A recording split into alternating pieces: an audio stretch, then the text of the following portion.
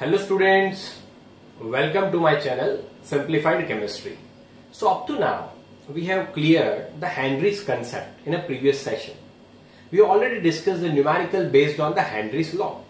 So now today we are going to start our topic that is known as vapor pressure. So let us know that what is vapor pressure. So let us have certain information about vapor pressure. So before starting with the vapor pressure, we must have to know that what is evaporation, my dear student. What is evaporation? So evaporation means what? Everyone knows that. Evaporation means what? That you know that when water will convert into vapor, that thing is considered as what? Evaporation. So let us take the example of that. I have taken one beaker in. Clear? I have taken one beaker and I have filled one liquid in it. So you can say that liquid will have the molecules like this. Clear? You can simply say that liquid will have the molecules like this.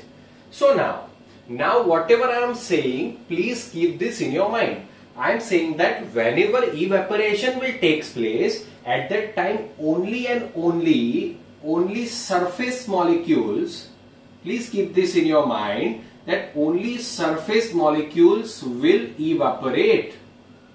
I am saying that only surface molecules will evaporate. It means these molecules will not evaporate that are here, but only the molecules which are present at the surface, they will only and only evaporate. So what are the reason for that? The first reason is that they are having less attraction force. First reason is what? They are having less attraction force. Now what do you mean by less attraction force? We have already discussed in a surface tension. I am considering this molecule here, my dear student. I am considering molecule here. So this molecule is surrounded by different molecules here. You know that in between these molecules there are attraction forces. So it will have the attraction from this side, this side, this side as well as this side. But when we are particularly talking about the surface molecules, the surface molecules have attraction only and only towards downward sides. And you can say that the sidewise. There are no upper molecules, there are no molecules on the upward side, so there is no attraction. It means compared to all other molecules, you can say that surface molecules are having less attraction force. So due to that, they will first evaporate. Now second thing is what? Second thing is what? That they are having more kinetic energy. It is also known as the surface energy. So my dear student, you all know surface energy. I do not have to go into the detail, but still I will give you an idea for this. That suppose these molecules, which molecules are coming on the surface? So you know that these molecules will have the kinetic energy. ये एक दूसरे से झगड़ के ही ऊपर आएंगे होंगे. Clear? You can simply say that surface energy, it means they are having more kinetic energy. So that's why whenever evaporation will take place, the molecules which are present on the surface, that will evaporate. That will evaporate. Understand it properly, my dear student. Okay. Now I am taking one example that as the evaporation will take place, I can say that these molecules are going into the atmosphere. And with whatever the container, if open container is there, please remember my words. If open container is there, so you can say that all the molecules that are being evaporate, they will escape. They will escape from the container. It means वो container से निकल जाएंगे. So I can simply say that whenever I am taking the open container, the weight of the liquid will decrease. The weight of the liquid will decrease. But what will happen? But what will happen if I will take a closed container? If I will take a closed container, at that time what will happen? So suppose here all the molecules are there. Understand it properly, my dear students. Okay, all other molecules are there. So yes, these molecules will evaporate, but they cannot escape, my dear student. They cannot escape because our vessel is closed. So I can say that here their weight will remain same. Weight will remain same in the container. Yes, I can say that. So when the vessel is closed At that time what will happen, that you know that this molecule will evaporate and it will remain here only. So as we have seen earlier, this evaporated molecules will gather and again they will convert into what? Liquid. It means I can say that condensation takes place. Clear? I can say that condensation will take place. It means what will happen, that this molecule will evaporate and then some molecules will condense and it will again convert into this liquid. Then liquid will convert into vapor and vapor will convert into liquid. Is it clear? Is it familiar? So I can use one important word, that my dear student, equilibrium will establish. What is equilibrium? So I can here write that rate of evaporation will be equal to rate of condensation. It is considered as what? Equilibrium. It means the amount of molecules with the rate they are converting into the vapor, that amount of, it means with that rate vapor is converting into the liquid. So this is considered as an equilibrium will establish. So when the equilibrium will establish, my dear student, you know that when the equilibrium will establish, at that time, at that particular time, whatever the pressure is there of this amount of gas here on this surface of liquid is considered as the vapor pressure. Is considered as what? Vapor pressure. Understood? I have explained you from the basics. Now what is vapor pressure? So when the equilibrium will establish, it means the rate of evaporation will be equal to rate of condensation. At that time, whatever the amount of gas is there or vapor is there and there is some pressure of that vapor on the particular this liquid, so it is considered as what? Vapor pressure, my dear student. Okay, so you can define the vapor pressure. Please write it down with your knot and pen. That vapor pressure means what? The amount of pressure that is existing on the surface of liquid at equilibrium. It is considered as what? Vapor pressure, my dear student. Clear? Okay, you got the idea of this vapor pressure. Now, please take the screenshot of this and then we will go further. Okay, so now we have to understand that which are the factors that vapor pressure depends on that. Here, which factors are there? Now, one important question I forgot here, that I am asking, that we have taken here this container and this liquid. Clear? Now, if I will increase the size of container, if I will increase the size of container, so my vapor pressure will change or not? Question arises. So my vapor pressure will change or not? So my dear student, if you will change the size of container, my vapor pressure will not change. Why? Because you know that it is what? Force upon area. So here you are increasing the area, surface area you are increasing. Okay, force upon area. Understood? Clear? So that's why its vapor pressure will not change. You know that. That's why vapor pressure will not change. Keep this in your mind. Okay. Now, which factors are there on which our vapor pressure depends? The first factor on which our vapor pressure depends, that you have to remember, is our force of attraction. Force of attraction. So always remember that. What is force of attraction? You know that between the molecules there is an attraction force. You know that there is a more attraction force between polar and polar, non-polar and non-polar.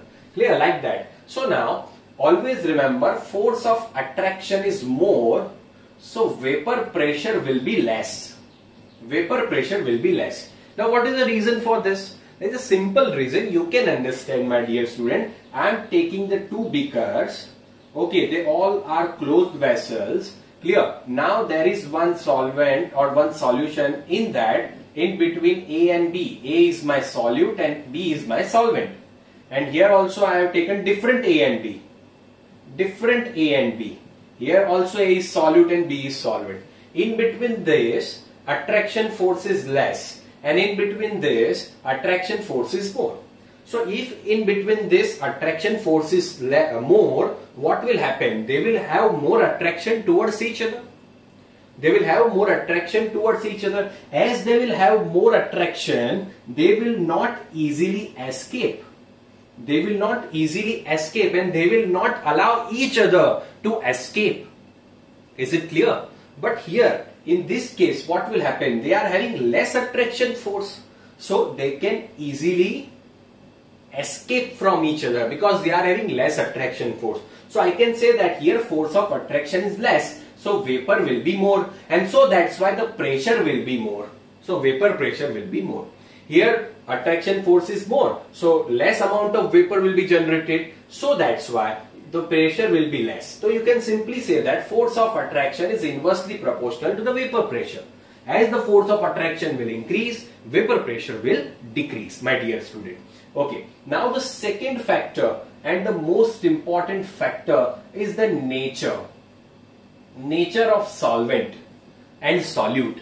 Depends on what nature of solvent and solute. What do you mean by nature? So I am classifying them into two types. That first one is known as a volatile and second one is considered as a non-volatile. So what is the difference between volatile and non-volatile? So let's take one example. That I am taking one example of petrol. Have you familiar with the petrol?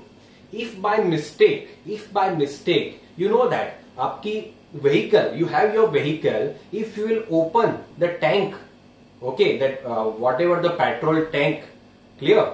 Okay, so if you will open the petrol tank and by mistake you forgot to close it down, at that time if you will see after some time all the petrol will not remain present.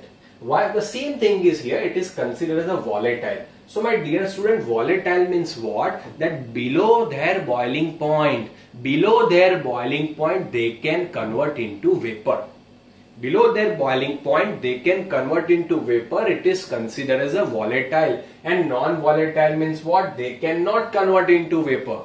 Okay, it means their vapor pressure will be zero. You can simply say that they cannot convert into vapor, so vapor pressure will be zero. Let's take example like glucose, sucrose, urea. So when you are making the aqueous solution of it, glucose, sucrose, urea, if you will keep it here, suppose 10 ml or 20 ml or 1 liter, it will not escape. After some days, the volume will not reduce. Clear? It means they are not converting into the vapor. So that's why they are considered the non-volatile solvents, my dear student. They are considered as what? Non-volatile solvents. Now volatile solvent means what? I am taking the examples. Alcohol like methanol, ethanol, acetone, benzene, toluene. These all are the examples. Now you know that acetone is used in a nail polish remover. All the girls know that whenever you will open your nail polish remover, if you will keep it open for some time, it will evaporate. So this is considered as a volatile substances. These all are considered as a volatile substances. Clear? Okay, understood the difference between volatile and non-volatile, my dear student? So let's take one example. I am taking one beaker and another beaker. It means closed container. Now I am using the term closed container. And here I have taken the volatile substances. And here I have taken non-volatile. I am writing non-volatile and volatile. Okay. Clear? I am taking this two. Now which one? This I am naming this as A and this is B. So which one will have the higher vapor pressure? Both are solvent. Both are solvent only. There is no solute. Only solvents are there. This is pure non-volatile solvent and this is pure volatile solvent. Okay. Only pure solvent is there. We have not added any amount of solute into it. So can you tell me that which one will have more vapor pressure? Of course, yes. You can say that A will have the more vapor pressure. Why? Because they are volatile. They can easily escape. They can easily convert into the vapor. So their vapor pressure will be more. Here they cannot convert into the vapor. So there will be no vapor pressure. Clear? So vapor pressure of A will be more compared to B. So this was the second factor. Please take the screenshot, my dear student. Then we'll discuss the another one. Okay. So now, after this, we are going to discuss the important thing, that is the third point, and that one is a temperature. So how temperature affects our vapor pressure?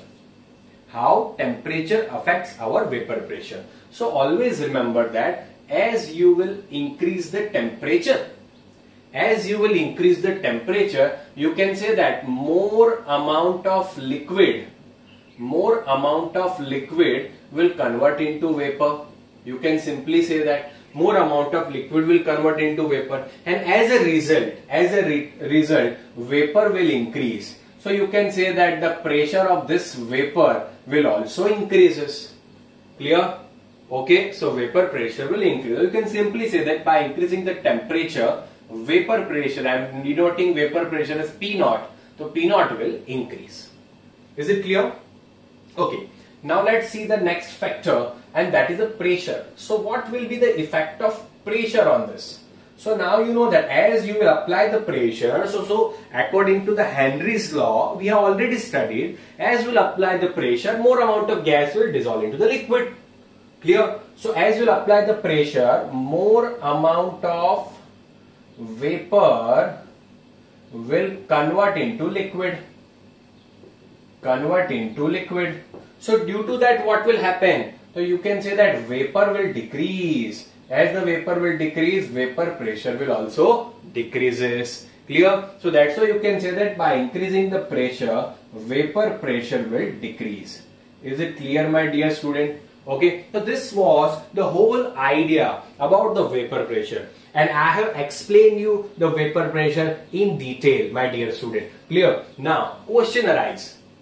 We have aqueous H2S, we have glucose solution. Clear? We have urea solution. So which of the following will have the highest vapor pressure? So you can say that aqueous H2S will have the highest vapor pressure, because these two are what? Non-volatile. Okay. So now H2S solution means what? H2S is being dissolved into the water. H2S is basically gas. Clear? So generally you can say that vapor pressure of this will be more. So this type of question can come on the base of vapor pressure, my dear student. Okay, so this was the whole idea about the vapor pressure. Hope you will get this idea and you have understood it fully. I wish that you have understood it. Clear? And if you have understood it, please comment it. Okay, my dear student, share this video, subscribe it and like. Thank you so much, my dear students.